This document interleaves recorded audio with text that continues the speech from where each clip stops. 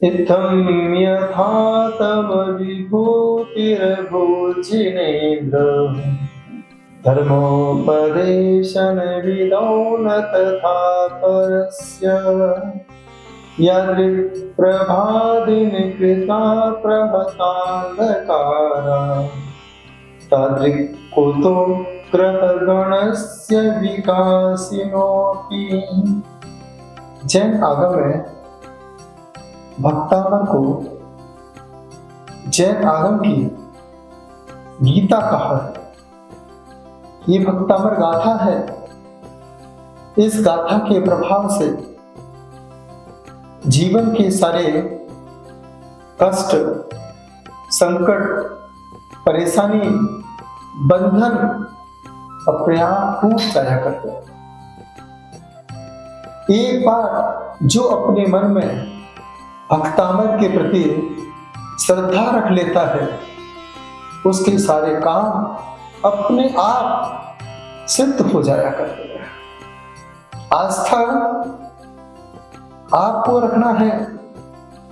आपके जीवन की व्यवस्था आस्था के प्रभाव से अपने आप होती चली जाएगी। एक बार पूरे मनोभाव के साथ, तन्मयता के साथ आचार्य महंत स्वामी कहते हैं, हे प्रभु, जो विभूति आपके समक्षण में देखी जाती है, ऐसी विभूति और किसी देवताओं के पास नहीं देखी जाती है। जो कांति, जो प्रकाश, जो तेज सूर्य में देखा जाता है, वैसा तेज नक्षत्रों में और तारों में नहीं देखा जाता है। जिसके पास विभूति है, उसके पास ही आत्मानुभूति है। तीर्थंकर भगवान आत्मानुभूति में तल्लीन है।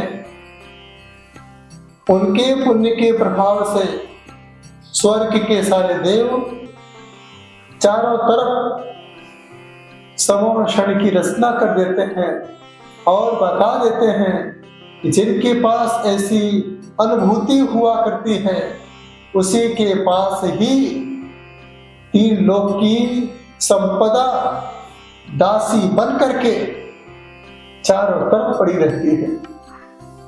आज सारे देश में भगवान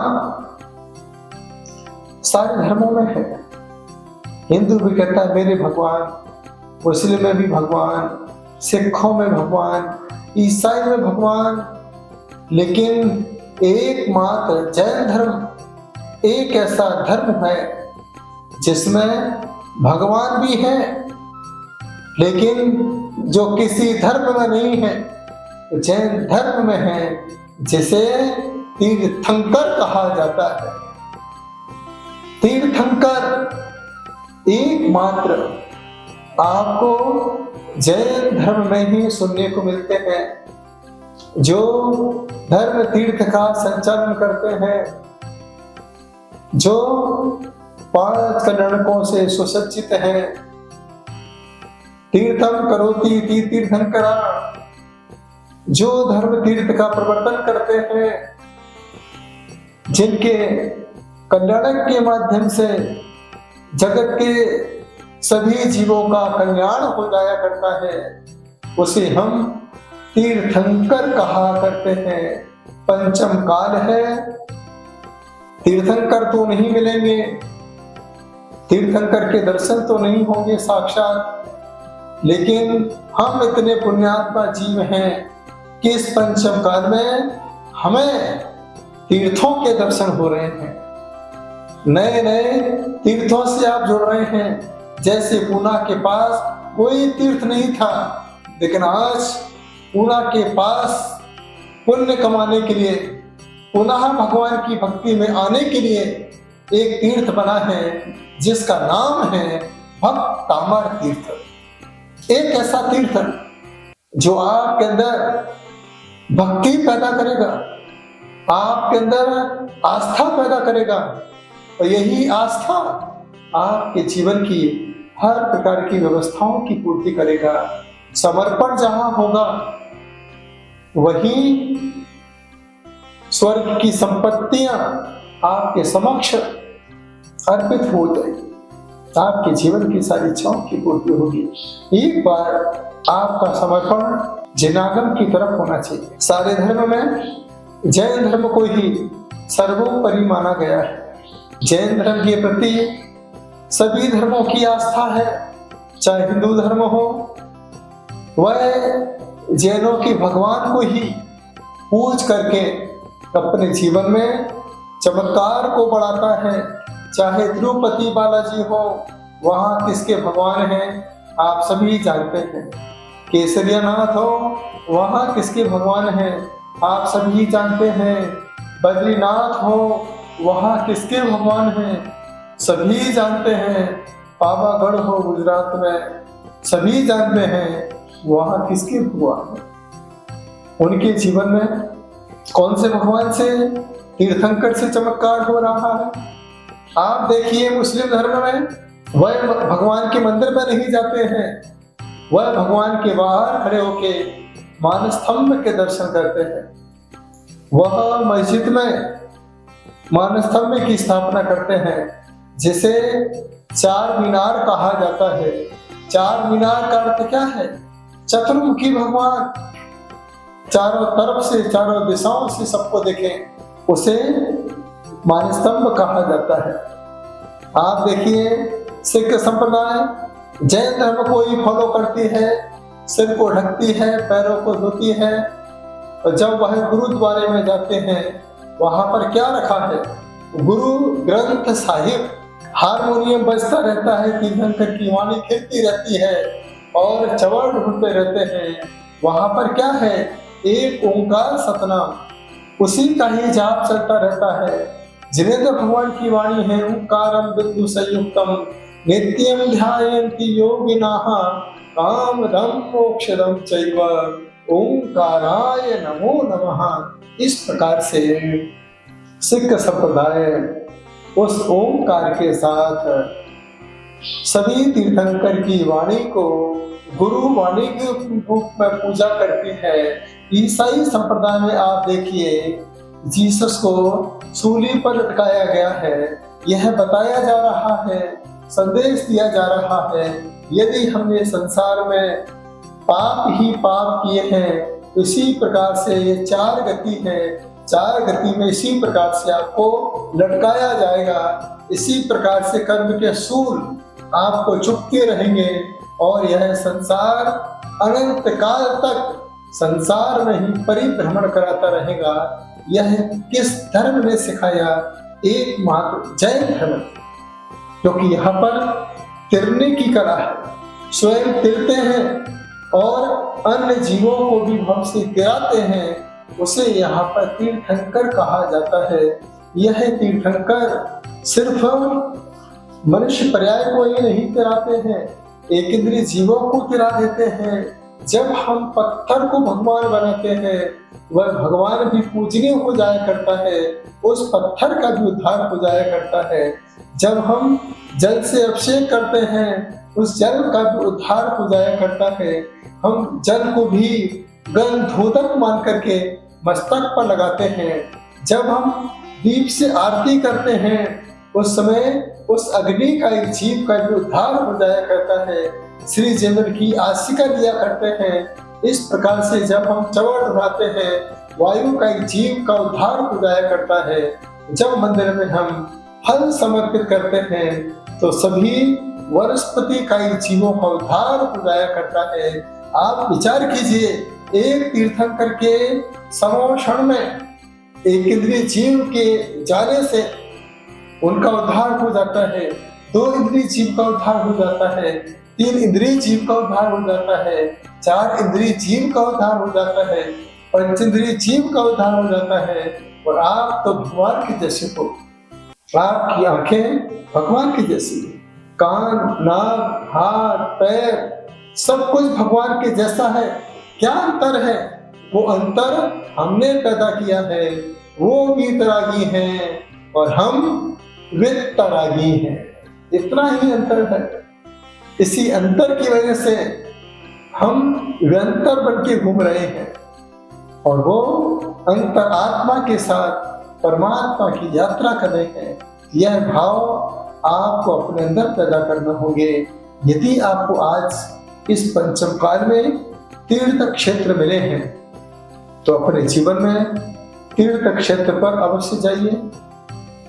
वहां खाली हाथ नहीं जाना, अष्टद्रव्य लेकर के जाना, पूरे मनोभाव के साथ भगवान के दर्शन करना, पैरों को धोना, सिर को ढकना, शुद्ध वस्त्रों को धारण करके जो स्वर आपका चल रहा है वह स्टेप पर आप पैर रखते रखते स्वर के साथ आगे बढ़ते जाए।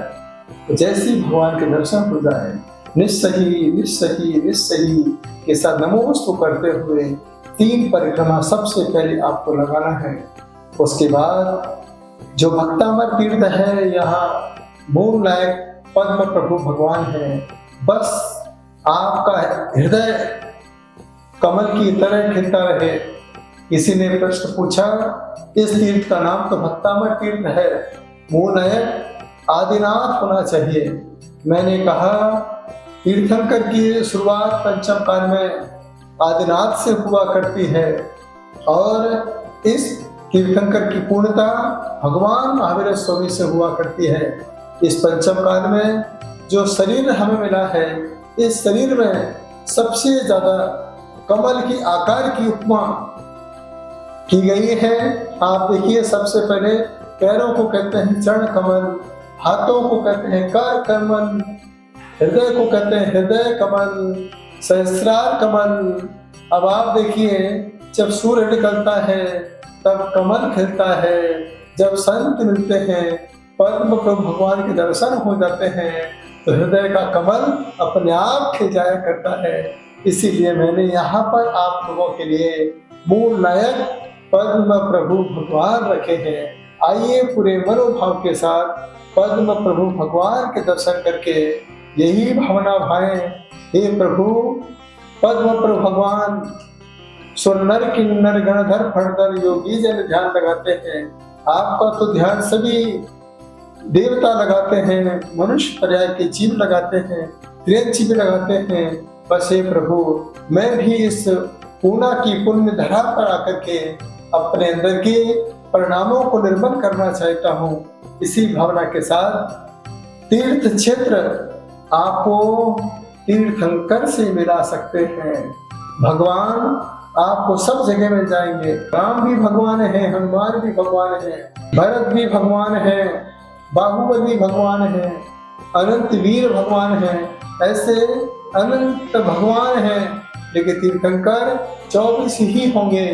भरत क्षेत्र में 24 होंगे, ऐरावत क्षेत्र में 24 होंगे, और जो विदेश क्षेत्र होता है जहाँ पर विद्यमान 30 तीर्थंकर कर्म भूमि हुआ करती है, वहाँ पर विद्यमान 20 तीर्थंकर हुआ करते हैं। तो आप अपने अंदर ऐसे परिणामों को निर्मल करते रहें। हे भगवान, इस वर्तमान काल में मैंने साक्षात तीर्थों के दर्शन किए हैं। यही तीर्थों के दर्शन हमें तीर्थंकर के दर्शन करा सकते हैं, हमारी आत्मा का कल्याण करा सकते हैं। और याद रखना, अजितनाथ भगवान के शासन काल में एक साथ 170 तीर्थंकर, आप कहोगे 170 तीर्थंकर कैसे हो सकते हैं? तो यहाँ पर 5 भरत के एक 5 ऐरावत, 5 ऐरावत में भी 5, इसके बाद 5 विदेह हैं। 5 विदेह में 32 उपविदेह हुआ करते हैं। 32 का यदि हम गुणा 5 में करते हैं 160 हो जाता है। तो 5 भरत और 5 ऐरावत को जोड़ देते हैं, 170 तीर्थंकर अजितनाथ भगवान के शासन काल में देखे गए।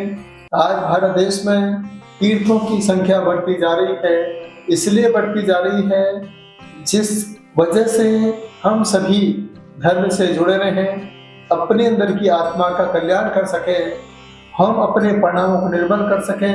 अपने जीवन में यदि पुण्य जागा तो सबसे पहला काम पुण्य के जागते ही एक प्रतिमा की स्थापना अपने हाथों से अवश्य करना। उसके नीचे यदि आपका नाम लिख जाता है, जितना भगवान का अभिषेक होगा उतना गदोदक आपके नाम को मिलता रहेगा। आज आपका नाम भगवान की मूर्ति के नीचे लिखा है, कि जब भगवान का समोषण लगेगा वहां पर भी आपका नाम लेकर के आपके परिणामों को धर्म से जोड़ने का प्रयास किया जाएगा। ये अवसर आप सभी को मिला है। मैं चाहता हूँ आप सभी पुण्य लाभ प्राप्त करें। एक प्रश्न किसी ने किया कि तीर्थंकर और भगवान में क्या अंतर है? इतना ही अंतर हुआ करता है, भगवान के कोई चिन्ह नहीं हुआ करते हैं, लेकिन तीर्थंकरों को चिन्हों से पहचाना जाता है। तीर्थंकर के 1008 शुभ लक्षण हुआ करते हैं, जिसमें 900 व्यंजन होते हैं और 108 स्वर हुआ करते हैं।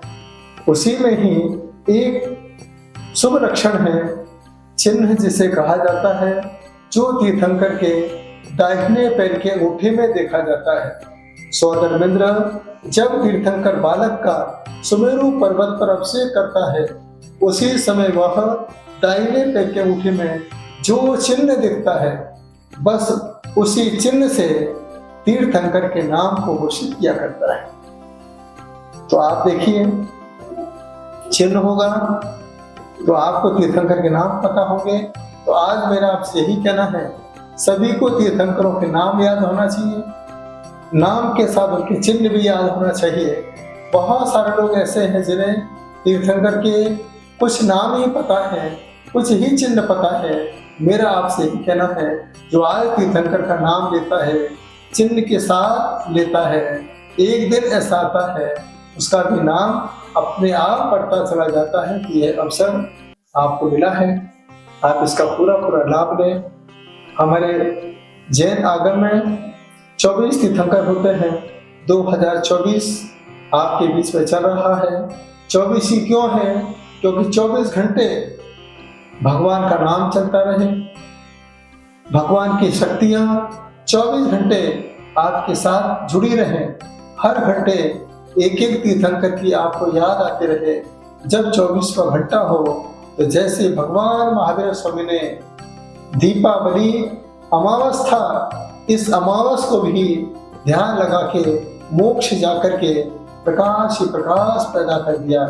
बस मैं भी 24वें घंटे में उस भगवान महावीर स्वामी की याद करते हुए अपने अंदर अमावस का अंधकार छाया हुआ है, बस इसके अंदर सम्यक ज्ञान की प्रकाश से अपने आत्मा को रोशन कर सकूं।